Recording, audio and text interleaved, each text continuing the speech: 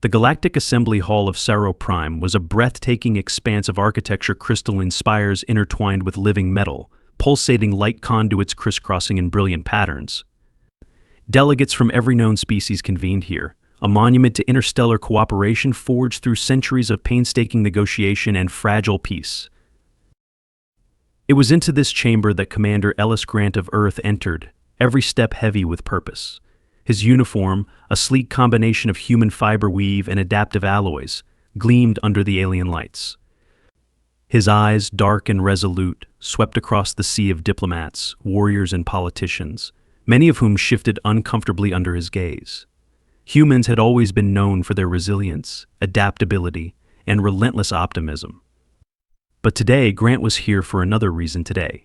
The galaxy would witness what happened when humans finally lost their patience. The air was thick with tension, punctuated only by murmurs in hundreds of languages. From the elevated dais, Supreme Counselor Varel, a serpentine creature with translucent scales that shimmered in the light, raised one of her many tendrils. The chamber fell silent. Commander Grant, she intoned, her voice a hypnotic blend of harmonics. You requested this emergency session. State your grievances before this assembly. Grant stepped forward, his jaw set like iron. He had not come alone behind him. A small delegation of human representatives stood in quiet solidarity. For years, they had endured slights, insults, and betrayals from supposed allies. They had bent over backward to negotiate, to mediate disputes, to save planets on the brink of annihilation, only to be dismissed as overzealous or primitive.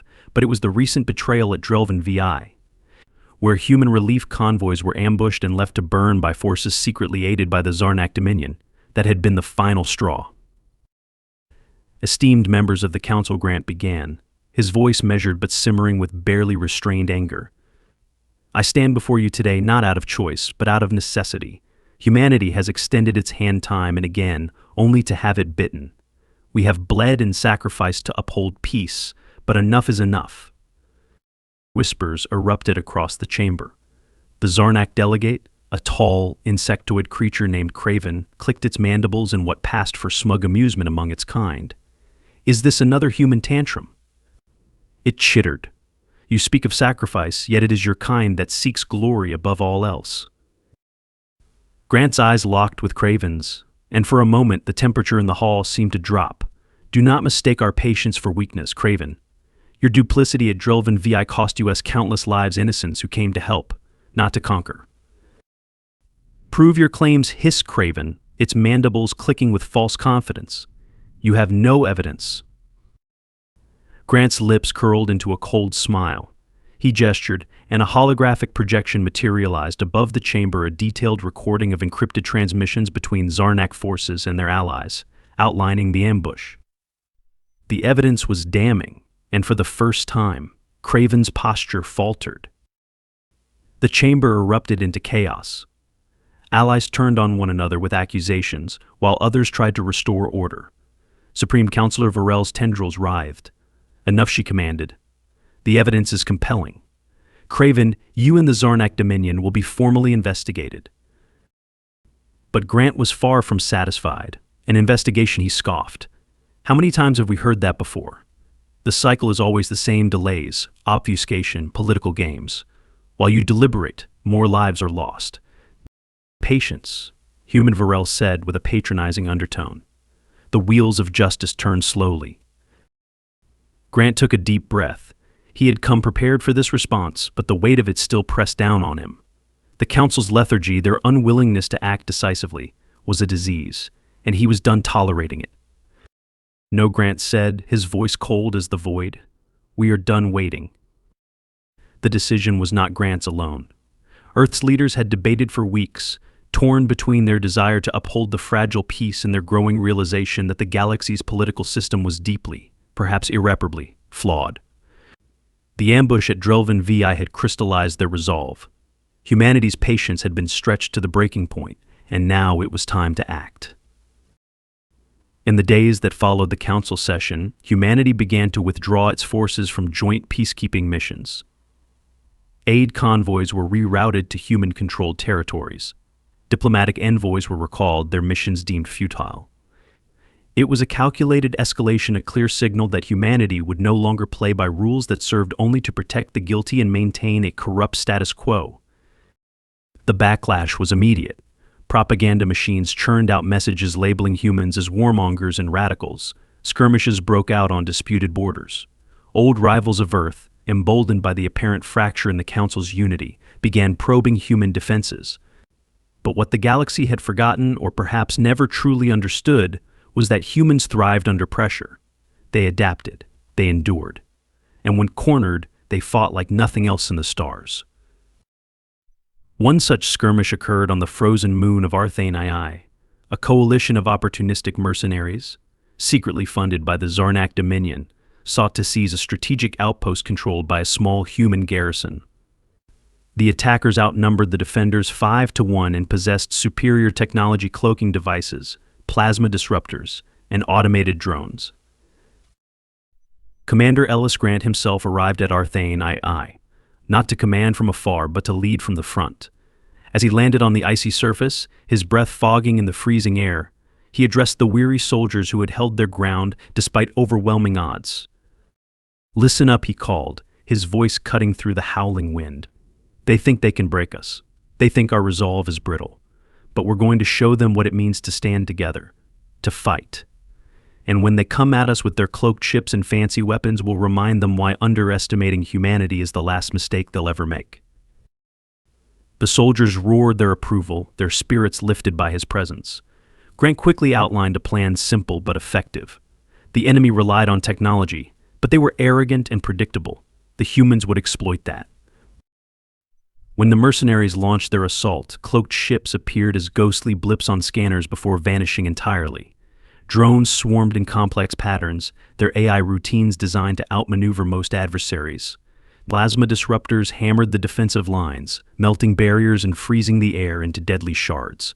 But the humans were ready. Grant and his team had rigged a network of primitive proximity mines devices that emitted magnetic pulses to disrupt cloaking fields.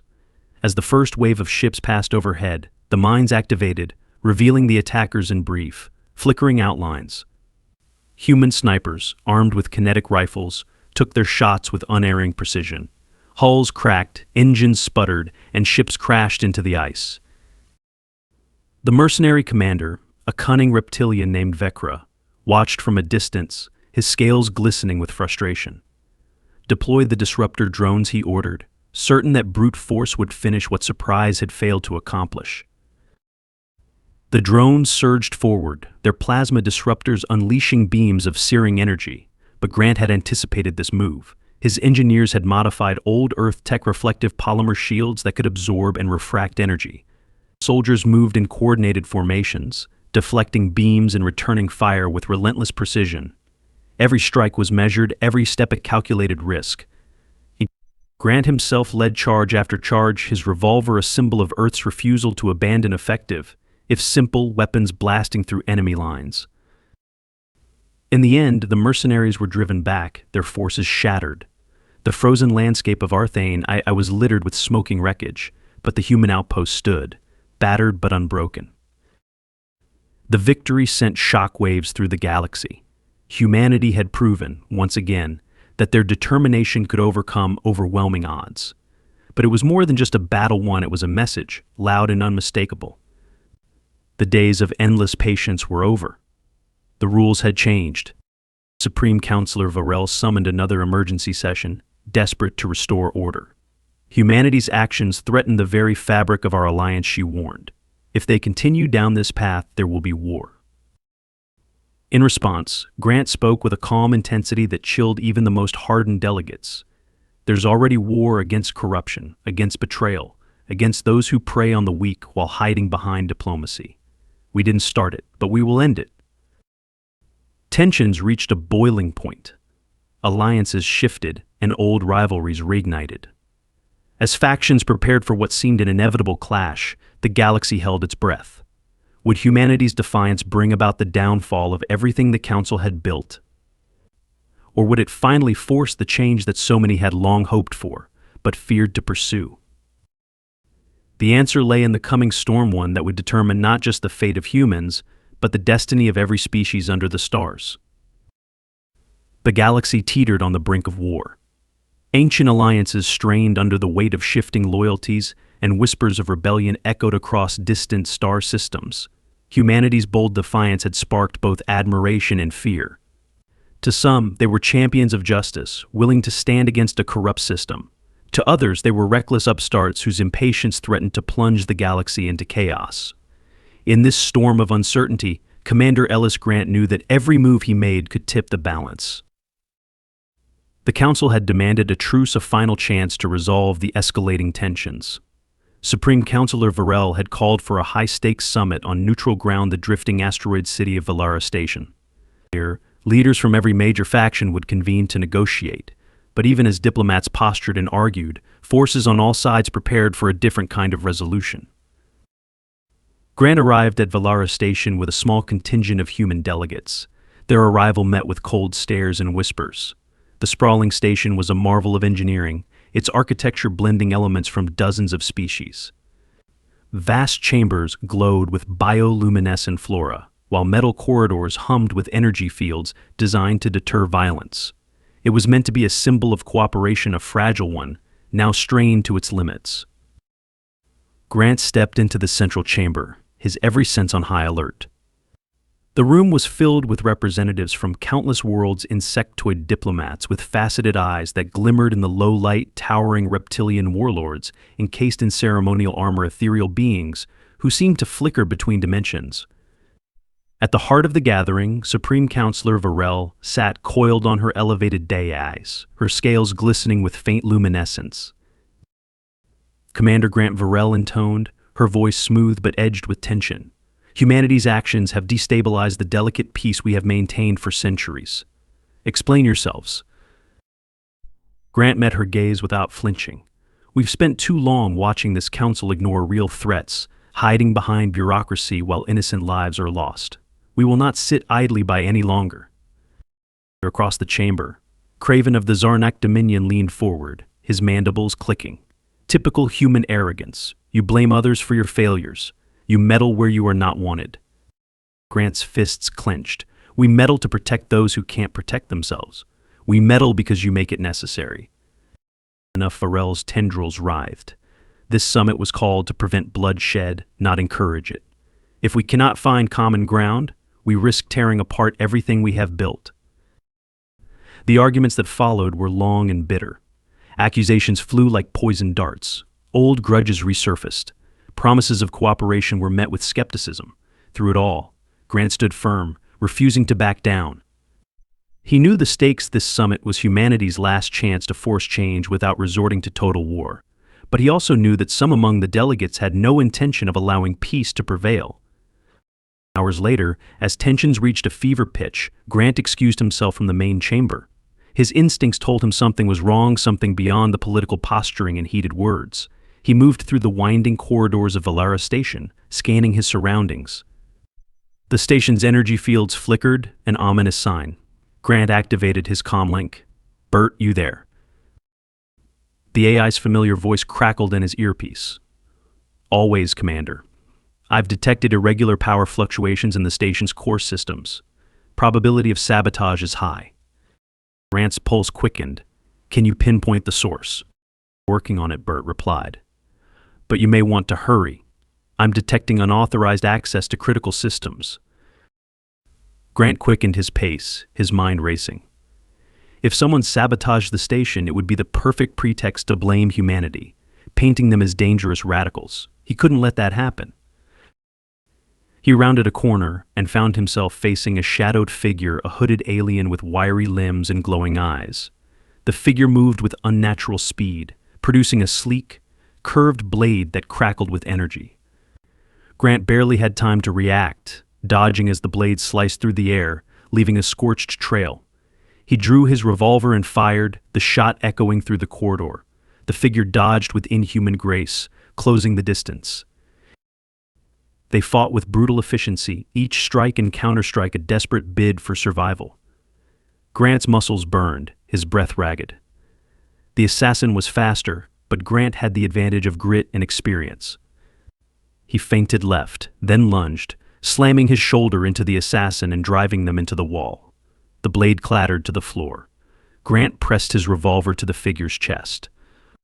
"Who sent you?" he demanded. The assassin's eyes glowed brighter. "You think you can stop what's coming?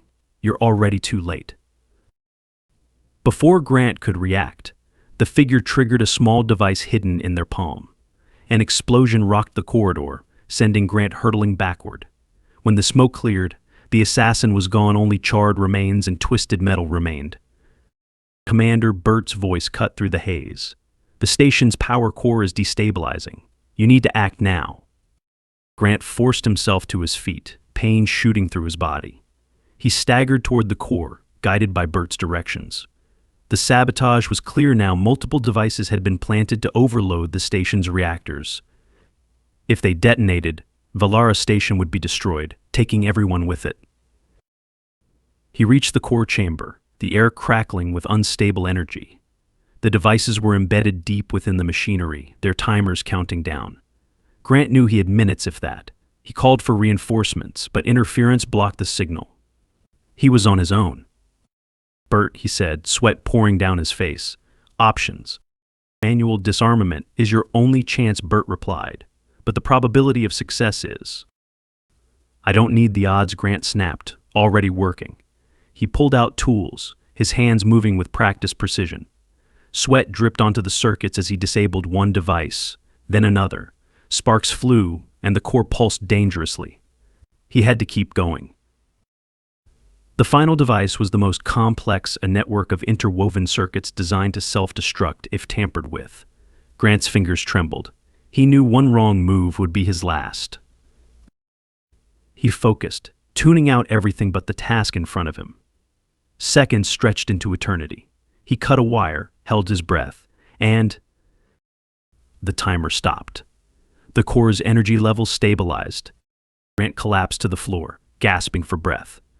He had done it. But the victory was short-lived. Security forces stormed in moments later, their weapons drawn. Grant was surrounded. "Commander Grant," one of the guards barked. "You are under arrest for attempted sabotage." Grant's heart sank. This was the trap all along. He had been played, and now humanity would pay the price. Back in the council chambers, chaos reigned. News of the attempted sabotage spread like wildfire, and accusations flew. Craven of the Zarnak Dominion seized the opportunity. "This is proof of humanity's treachery," he declared. "They seek to destroy us from within." Varel's voice rose above the din, her tendrils quivering. "We must investigate thoroughly. We cannot allow rash decisions to doom us all." But the damage was done. Alliances fractured. Trust crumbled. War, it seemed, was inevitable. In his cell, Grant stared at the cold metal walls, his mind racing. He had to find a way to expose the truth, to prove humanity's innocence.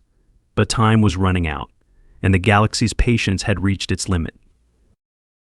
The galaxy teetered on the edge of all-out war, and Commander Ellis Grant sat in his cold cell on Valara Station, his mind a storm of frustration and determination. The flickering lights overhead cast long shadows, mirroring the dark turn events had taken. Humanity had been framed for sabotage, a move so precise, so devastatingly effective, that it threatened to undo everything they had fought for. Grant replayed the events over and over in his mind. The shadowy assassin, the planted devices, the explosion that had left him alone with damning evidence. It all pointed to a deeper conspiracy, one designed to break humanity's resolve and ensure the Council's factions turned against them. He could see the pieces but needed proof, and with tensions boiling, time was a luxury he did not have. The cell door slid open with a hiss, and two guards entered, weapons drawn. "On your feet," human one of them barked, his blue-skinned face set in a hard glare. "You're being transferred." Grant didn't move. He kept his expression neutral, even as his mind raced. "Transferred? Where?" "Council chambers." "There's a trial," the second guard sneered. "Or, more like a public execution." Grant's jaw clenched. The council was moving fast, too fast. The trial was a sham, designed to end with him as the scapegoat, a final condemnation of humanity. But if they wanted a spectacle, he would give them one. In the council chambers, a massive audience had gathered, their murmurs filling the air like a growing storm. Supreme Counselor Varel presided, her expression a mask of grim authority. To her left stood Craven of the Zarnak Dominion, his mandibles twitching with barely concealed glee. Grant was led to the center of the chamber, his wrists bound by energy cuffs. Commander Grant Varel began, her voice echoing. You stand accused of attempting to sabotage Valara Station and endanger the lives of countless delegates. How do you plead? Grant met her gaze, unflinching, innocent. Laughter erupted from some of the assembled factions. Craven stepped forward, his eyes glinting. The evidence against you is overwhelming. Your tools, your presence at the core, it all points to guilt. Grant turned to face him, his voice low and cold.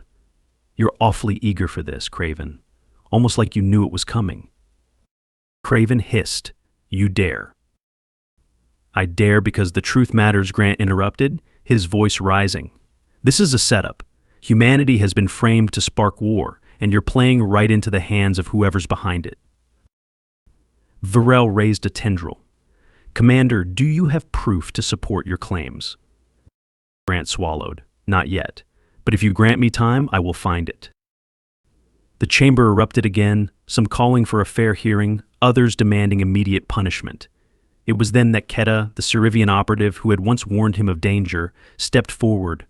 I will vouch for the commander's integrity, she said, her voice clear and strong.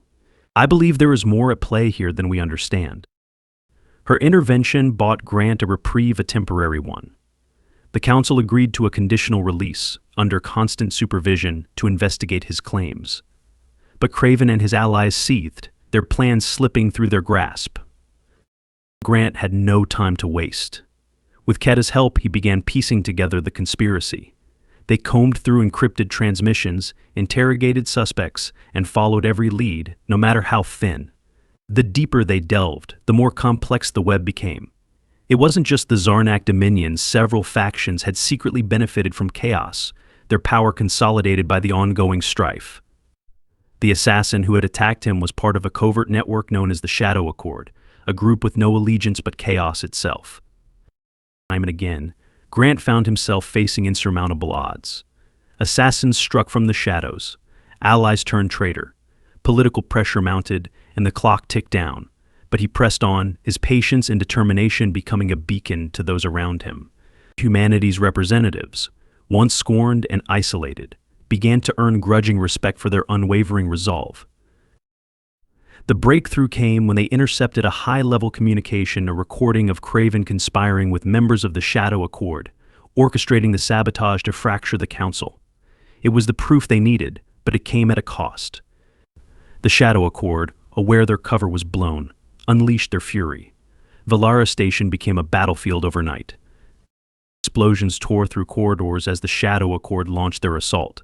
Civilians and diplomats scrambled for cover. Grant and Keta led a desperate defense, rallying anyone willing to fight. Soldiers, civilians, even rival factions stood side by side, united by the simple will to survive. Hold the line, Grant shouted, firing his revolver with practiced precision. The weapon barked, a reminder of humanity's outdated tools that had proven time and again to be anything but useless. He moved with purpose, covering allies, setting traps, and outmaneuvering the enemy at every turn. Keta fought beside him, her movements fluid and deadly. This isn't just about survival, is it? She asked between strikes. No, Grant said grimly. It's about making them remember. In the heart of the chaos, Craven confronted Grant, his mandibles bared in fury. You should have stayed broken, human, he spat. Grant's eyes blazed. We don't break. They clashed with brutal force, a whirlwind of blades, claws, and raw determination. Grant fought with every ounce of strength he had left, each strike driven by the memory of fallen comrades and shattered promises. When he finally disarmed Craven, he stood over the fallen Zarnak, his breath ragged. It's over, Grant said. Craven sneered. For now. But the tide had turned. The Shadow Accord was routed, their conspirators exposed. The fighting slowed, then ceased altogether. The survivors gathered in the battered remains of the chamber, exhausted but victorious. Grant, bloodied and weary, stepped forward. Let this be a reminder, he said. his voice hoarse but unbroken. "We came here to build something better. We're done waiting for others to take action. From this day on, no one will forget what happens when humanity's patience runs out." There was silence. And then, slowly, applause, hesitant at first, then building. Not everyone agreed, but the message was clear. Humanity's resolve had changed the course of the galaxy. In the days that followed, the Council began to reform. Corrupt elements were purged, alliances reshaped. It was not a perfect solution, but it was a start. Grant knew that the road ahead would be long and fraught with challenges. But for the first time in a long while, he felt hope. As he prepared to leave Valara Station, Keta approached him. "So, what now?" Grant looked out at the stars. "Now we keep going. We fight for what's right, and we remind them that patience isn't weakness, it's strength." With that, he stepped onto his ship, ready for whatever came next. Humanity's patience had run out, but their determination was just beginning.